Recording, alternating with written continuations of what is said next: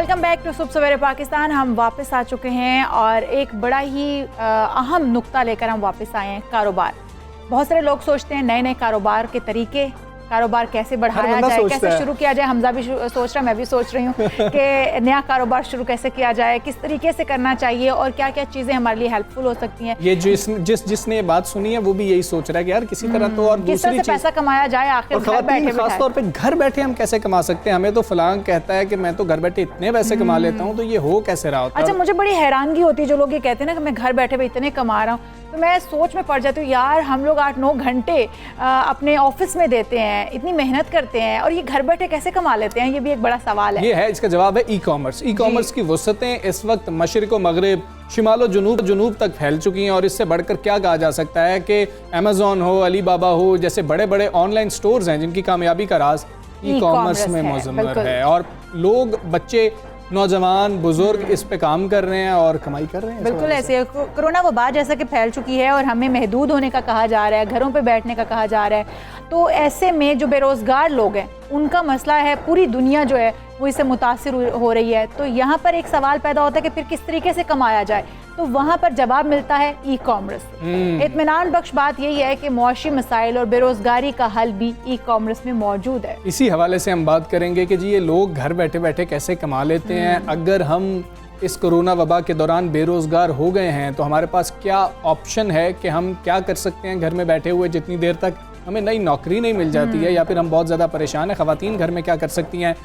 Company है enablers, उनके CEO Saqib Azhar हमारे साथ मौजूद हैं। वो नौजवानों को, लोगों को ये प्लेटफॉर्म देते हैं कि यहाँ पर आएँ, हम आपको बताते हैं कि बिज़नेस किस तरीके से करना है। साकिब अस्सलाम वालेकुम, गुड मॉर्निंग, कैसे हैं, खैरियत से हैं? जी अल्हम्दुलिल्लाह। ये लोग वाकई घर में बैठे हुए या फिर ऑनलाइन पैसे कमाते हैं या ये सिर्फ बातें बनी हुई हैं?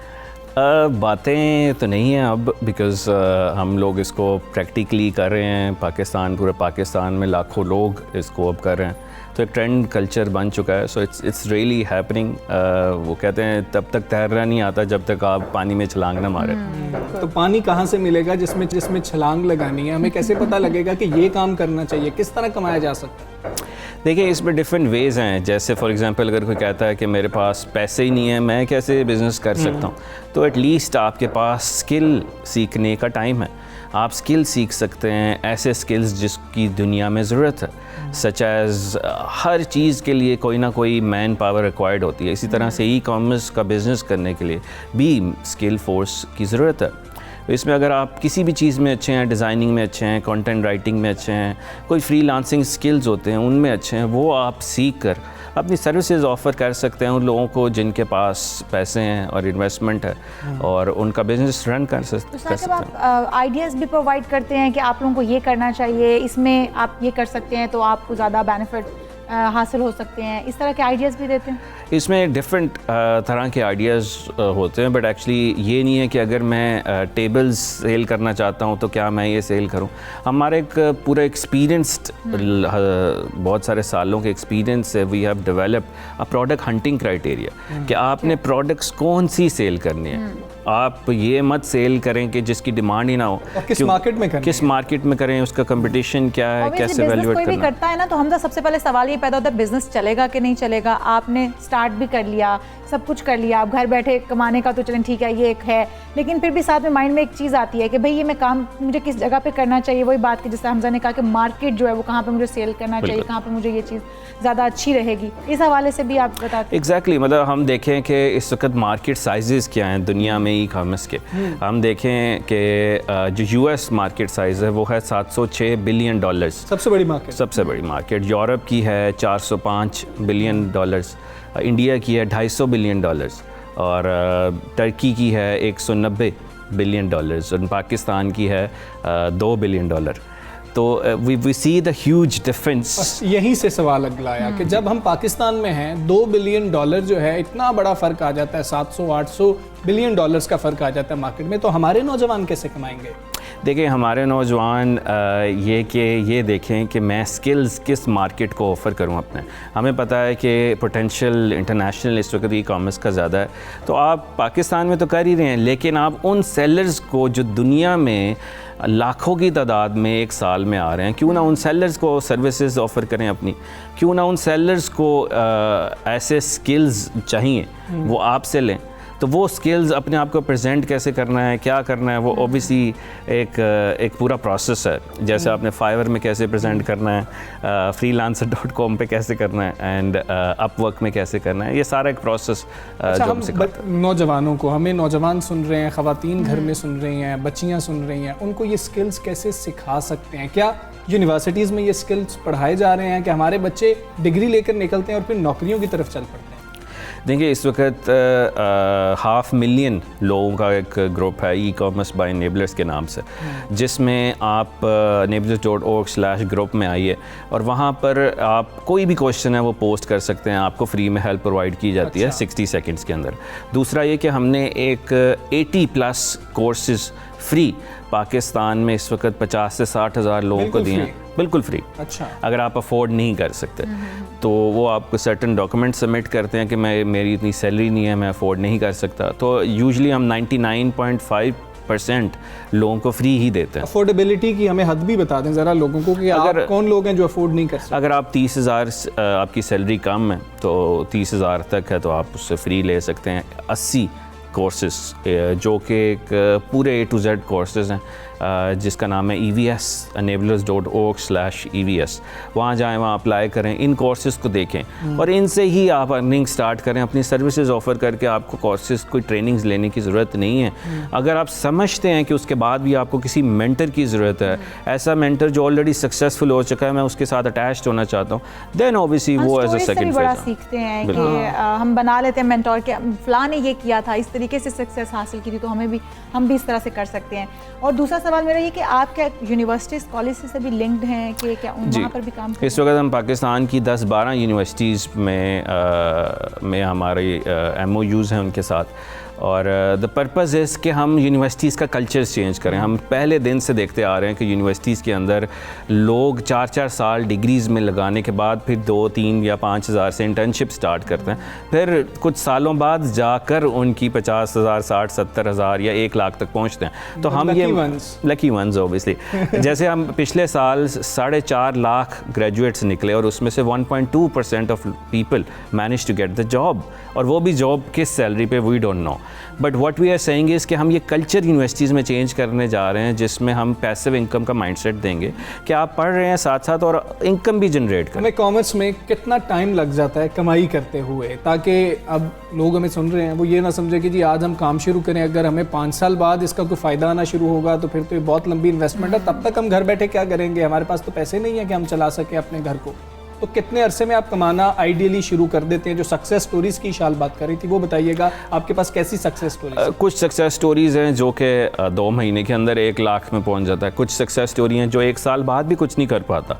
It all depends on the person, mindset, dedication, patience. ये कोई क्रेडिट स्कीम तो नहीं है कि आप आएँ और आपने कुछ ऐसा सीखा और दुनिया जो है आपको लाखों रुपया देगी। आपने मेहनत करनी है इसमें बहुत सारा पैशन चाहिए, पेशेंस चाहिए। तो वो 2 महीने से भी कुछ स्टार्ट कर लेते हैं, कुछ थोड़े अरसे बाद भी करते हैं, कुछ नहीं भी कर सकते। फेलियर्स भी हैं इसमें ऑब्वियसली। और अगर मैं ये कहता हूँ कि मैं तो कंप्यूटर मैंने कभी इस्तेमाल नहीं किया, मुझे तो सिर्फ मोबाइल भी इतना आता है कि कॉल मिला ली, ये कर लिया, क्या उन लोगों के लिए भी ऑनलाइन जो है कमाने के मौके मौजूद हैं? क्या वो लोग भी कमा सकते हैं? मुझे तो शायद, मैं तो अंग्रेज़ी में शायद चैट नहीं कर सकता, तो मुझे फिर क्या करने की ज़रूरत होगी? देखिए आपको बिज़नेस समझना है। जैसे आप हम प्रॉपर्टी जाइंट्स अगर हम देखते हैं यहाँ पे, वो भी पढ़े लिखे नहीं होते यहाँ पे, लेकिन बहुत बड़ा बड़ा प्रॉपर्टी का बिज़नेस कर रहे होते हैं। उनको एक बिज़नेस की समझ आ जाती है, लेकिन वो एक मैन पावर हायर करते हैं जो कि स्किल फोर्स है। इसी तरह आपके पास माइंडसेट है बिज़नेस का, आप बिज़नेस का पूरा प्रोसेस सीखें और फिर स्किल को हायर करें जो कि इस चीज़ में परफेक्ट है। स्किल फोर्स इज़ अवेलेबल, जिसको हम वर्चुअल असिस्टेंट कहते हैं। आप VAs हायर करें, वो आपके लिए काम करेंगे और आपका एक विन विन सिचुएशन होगी कि अगर आपका बिजनेस प्रॉफिट में लाएंगे तो आप उसको प्रॉफिट शेयर कर सकते हैं, और उसकी भी विन है बिकॉज उसके पास पैसे नहीं थे, स्किल थे।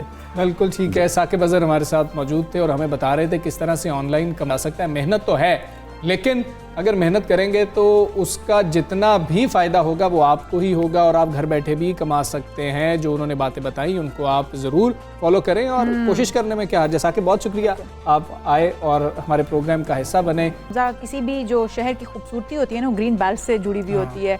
जहाँ पर जितनी अच्छी खूबसूरत सड़कें होती हैं, ग्रीन बेल्ट होते हैं, वो शहर उतना ही लोगों की तवज्जो अपनी तरफ खींच पाता है। आसानी भी होती है, बिल्कुल आसानी भी होती है। तो मेरे ख्याल में किसी भी शहर की जहाँ पर ग्रीन बेल्ट और सड़कों की बात हो रही, वहाँ पे खेलों के मैदान भी बड़े इंपॉर्टेंट होते हैं। ग्रीन शर्ट्स की तरफ चलते हैं, बिल्कुल ग्रीन शर्ट्स की तरफ चलते हैं।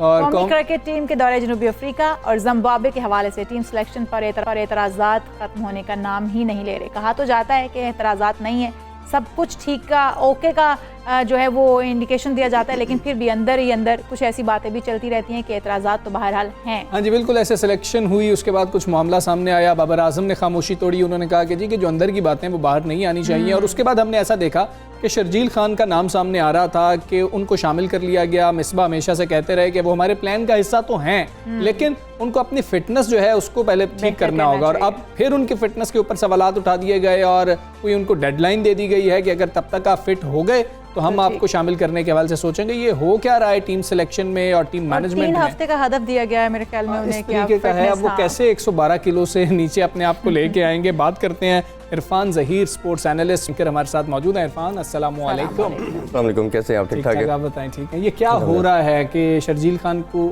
आप ले आते हैं, उनकी परफॉर्मेंस के ऊपर बाबर आजम उनके साथ हमें कराची किंग्स के लिए ओपन करते हुए नजर आते हैं, फिर अचानक से उनके लिए डेडलाइन रख दी जाती है। ये क्या कन्फ्यूजन क्या है? देखिए, लास्ट जो सिलेक्शन थी मोहम्मद वसीम की, बड़ी उसको एडमायर भी किया गया, सबने बड़ा अप्रिशिएट किया कि बड़ी ज़बरदस्त हुई। बट अनफॉर्चुनेटली जो ये सिलेक्शन हुई, इस पर क्रिटिसिज्म ख़त्म होने का नाम नहीं ले रहा। और एक ऐसी लंबी वो स्टोरी चलती चली जा रही है जो एक उसमें 2 चीज़ें आ रही हैं। एक तो पहले सिलेक्शन के ऊपर बात कर रहे हैं, तो सिलेक्शन में 5-6 सिलेक्शन तो ऐसी हैं जो बड़ी अनजस्टिफाइड है। सबसे पहले मैं स्टार्ट कामरान गुलाम से लेना चाहूँगा, जिसने 37 साल का आपका रिकॉर्ड ब्रेक किया। आपकी फॉर्म एक देखिए, हमेशा क्रिकेट में कहा जाता है कि जब किसी प्लेयर की फॉर्म है उसको यूटिलाइज़ करना चाहिए। और आप परफॉर्मर को, आपका स्लोगन भी यही है मोहम्मद वसीम का कि परफॉर्मर को मैं चांस दूंगा, जो यंगस्टर है उनको चांस दूंगा। तो उस बेचारे का क्या कसूर था जिसको खिलाए बगैर आपने ड्रॉप कर दिया। फिर इसी तरह बात की जाए शर्जील की तरफ हम आते हैं, तो शर्जील ऑल दो के बड़ा अच्छा खेले PSL के अंदर भी, और हमें लग रहा था कि एक मैच विनिंग प्लेयर है, we all know. But fitness भी एक उसके साथ पैरेलल एक पैरामीटर है। अभी आपने देखा होगा आजम खान को भी इंडक्ट कर लिया गया, बुला लिया गया, क्योंकि वो भी प्लान का पार्ट है। सुहेब को भी बुला लिया गया। आप खुश होंगे। तो मेरी उन दोनों से एक बात भी हुई, उनको मैं अपने शो में भी इन्वाइट करूँ, तो उनसे भी डिस्कशन इस हवाले से हो रही है कि क्या क्या चीज़ें PCB करना चाह रहा है। लेकिन PCB की अपनी बातों में बहुत कंट्राडिक्शन है। कोच कुछ कह रहा है, चीफ सेलेक्टर कुछ कह रहा है, कैप्टन कुछ कह रहा है। दूसरा, आपने जो रेफरेंस दिया बाबर आजम की बात का, बाबर आजम ने खुद ही एडमिट कर लिया सारी बातों को कि बातें बाहर नहीं आनी। अब क्वेश्चन ये है कि कौन बाहर लाता है। ठीक है, आप 3-4 लोग थे, पैदा ही क्यों होती हैं, सवाल तो ये भी है। ऑब्वियसली ये सारी गेम जो है ना इशाल, वो ऐसे है कि अब्यूज़ ऑफ पावर की है। हर बंदा कहता है कि मेरे पास पावर ज़्यादा हो, अथॉरिटी मेरे पास ज़्यादा हो, और उसी के चक्कर के अंदर ये सारा कुछ होता है। जब तक मिसबा सारे अथॉरिटीज़ के साथ थे सब कुछ ठीक था।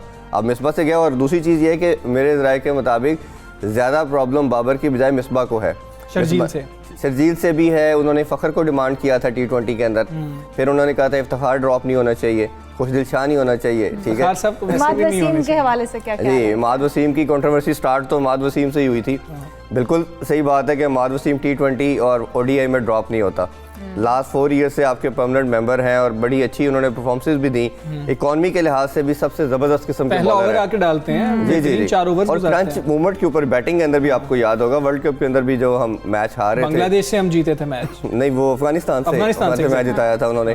तो उसके अलावा भी उनकी बड़ी परफॉर्मेंसेस हैं। और कराची किंग्स को जिस तरह उन्होंने एज ए कैप्टन लीड किया और फाइनल जिताया, तो मेरा नहीं ख्याल ये एक बाबर और इमाद कोई प्रॉब्लम तो नहीं है कि इमाद बाबर के कप्तान है कराची किंग्स में और कौमी टीम में बाबर कप्तान है, ये कोई प्रॉब्लम तो नहीं है? नहीं, मेरा नहीं ख्याल कि ऐसा है। वो इमाद का अभी ऑब्वियसली एक रोल है टीम के अंदर, वो कितने सालों से जैसे मैंने कहा खेलते चले आ रहे हैं।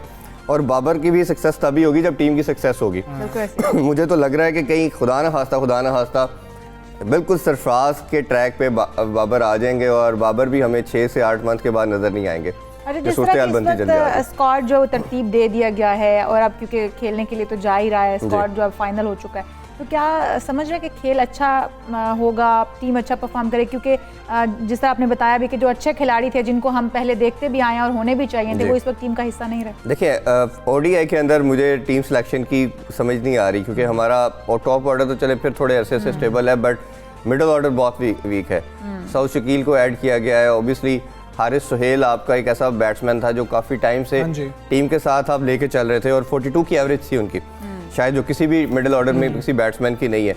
तो एक यंगस्टर को चांस देना अच्छी बात है, बट आपको साथ सीनियर प्रो भी रखना चाहिए। इसी तरह कम्बिनेशन बनता है टीम का कि आपका सीनियर भी होता है, यंगस्टर भी होता है। तो मेरा नहीं ख्याल, और साउथ अफ्रीका अपने कंट्री के अंदर बड़ी ज़बरदस्त टीम है। आल्दो के पिछले रिसेंट पास में उनकी परफॉर्मेंस उस तरह की नहीं रही जिस तरह वो कंसिडर किए जाते हैं, बट अपने अभी भी कंट्री के अंदर उनकी जो टीम है वो बड़ी एक यूनाइटेड। अच्छा इरफान, एक और चीज़ शर्जील के मामले में हो रही है कि शर्जील को हमने 20 ओवर्स खिलाने हैं और उसके अंदर भी हम एक्सपेक्ट कर रहे हैं कि शर्जील 8 ओवर्स खेलेंगे, उसके अंदर मैच बनाएंगे, फिर आउट भी हो जाएं तो हमें वो 8 से 10 ओवर्स के लिए चाहिए। हमने उनको मैराथन में नहीं दौड़ाना कि हम उनकी फिटनेस को देखें। हम देखते हैं कि शहजाद ने क्या बैटिंग की है इसी फिटनेस के ऊपर, ऐसी फिटनेस के ऊपर अफगानिस्तान की तरफ से हम ऐसे खिलाड़ियों को देखते हैं। देखिए उसमें सबसे टीम ने सिलेक्ट कर लिया, फिर उसके बाद ख्याल आया कि भाई उनकी फिटनेस। देखिए उसमें अगर आप इस क्राइटेरिया को देखना शुरू करेंगे ना, तो वो सबसे पहले हमारे पाकिस्तानियों के माइंड में इंतजामुल उल हक आते हैं। हाँ जी, पाकिस्तान की हिस्ट्री के one of the best batsman जिन्होंने सारे रिकॉर्ड भी बनाए और जितनी विक्ट्रीज उनके नाम है, उनका फिटनेस का वो स्टैंडर्ड नहीं था। इन इस स्कूल ऑफ थॉट वाले लोगों का ये ज़रूर मानना होता है कि आपको स्किल मैटर करती है, फिटनेस उतनी मैटर नहीं करती। बट अब जो रिसेंट क्रिकेट आ गई है वो काफ़ी साइंटिफिक होती चली जा रही है। उसमें ये तमाम जो पैरामीटर हैं वो इतने इक्विवेलेंट बनते चले जा रहे हैं, क्योंकि आपको पता है कि स्कोर 15-20 करा देना वो भी बड़ा मुश्किल हो जाता है। फिर इसी तरह आपने कोई कैच ड्रॉप कर दिया, कुछ इस तरह की चीज़ें, रनिंग बिटवीन द विकेट, वो सारी बड़ी मैटर करती। तो जैसे बाबर ने खुद एक्सेप्ट भी कर लिया और उन्होंने कहा कि जी इन्होंने तो ऊपर खेलना है और इन्होंने तो मैच विनर और बैशर किस्म की इनिंग्स खेली। शोएब अख्तर का खदशा कितना दुरुस्त है कि बाबर या तो अभी तुम्हें स्टैंड ले लेना चाहिए या फिर वेट करो कि तुम्हारे साथ सरफराज जैसा हाल हो जाए। मैंने तो आपको भी वही चीज़ कही कि ये तो अभी अराउंड द कॉर्नर है चीज़ बिल्कुल ये। और बाबर ने शायद जो वर्डिंग बोली, मेरा ख्याल है बाबर थोड़ा सा पैनिक करके या तो उनको पहले स्टैंड लेना चाहिए था या इसको किसी और तरीके से हैंडल करना चाहिए था। मुझे ये लग रहा है कि बाबर पे इन्फ्लुएंस ज़्यादा मिसबाह उल हक का कि मैं ही तुम्हें टीम में लेके आया, मैंने तुम्हें कैप्टन बनाया और तुम ये बातें करो। और ये जो वर्डिंग थी समहाउ ये मिसबाह उल हक की थी, जो उनके इतराज़ात थे वो मिसबाह उल हक के इतराज़ात थे।